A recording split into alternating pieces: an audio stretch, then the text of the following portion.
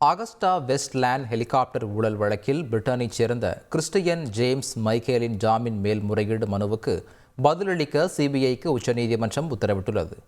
ஐக்கிய முற்போக்கு கூட்டணி ஆட்சியின் போது முக்கிய தலைவர்கள் பயணிப்பதற்காக இந்திய விமானப்படைக்கு 3600 கோடி ரூபாய் மதிப்பில் 12 ஹெலிகாப்டர்கள் வாங்க அகஸ்டா வெஸ்ட்லேண்ட் என்ற இத்தாலி நிறுவனத்துடன் ஒப்பந்தம் செய்யப்பட்டது.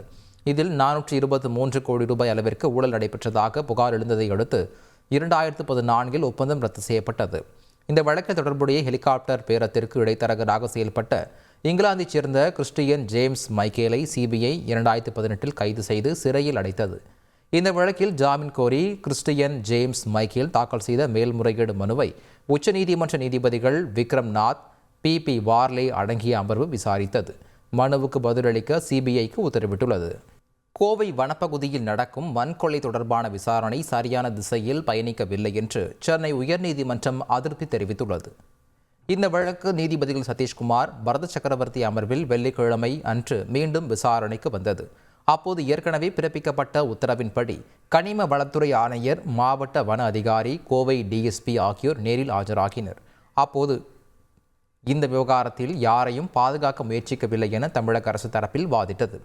பாதுகாக்க முயற்சித்தால் விளைவுகளை சந்திக்க நேரிடும் என நீதிபதிகள் எச்சரித்தனர். செங்கல் சூளைகளை மூட உத்தரவிட்ட பிறகும் கூட முறையாக சீல் வைக்கவில்லை, தொடர்ந்து செயல்பட்டு வருவதாக மாவட்ட நீதிபதி அறிக்கை அளித்துள்ளார் என்றும், டன் கணக்கில் மண் எடுக்கப்பட்டதால் அழிந்து போன அந்த பகுதியை மீண்டும் கட்டமைக்க முடியுமா, கனிம வளத்துறை ஏன் நடவடிக்கை எடுக்கவில்லை என நீதிபதிகள் கேள்வி எழுப்பினர்.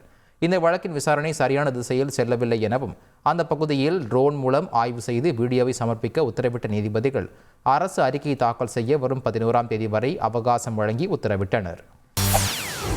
செய்திகளை உடனுக்குடன் தெரிந்து கொள்ள உடனே சப்ஸ்கிரைப் பண்ணுங்க.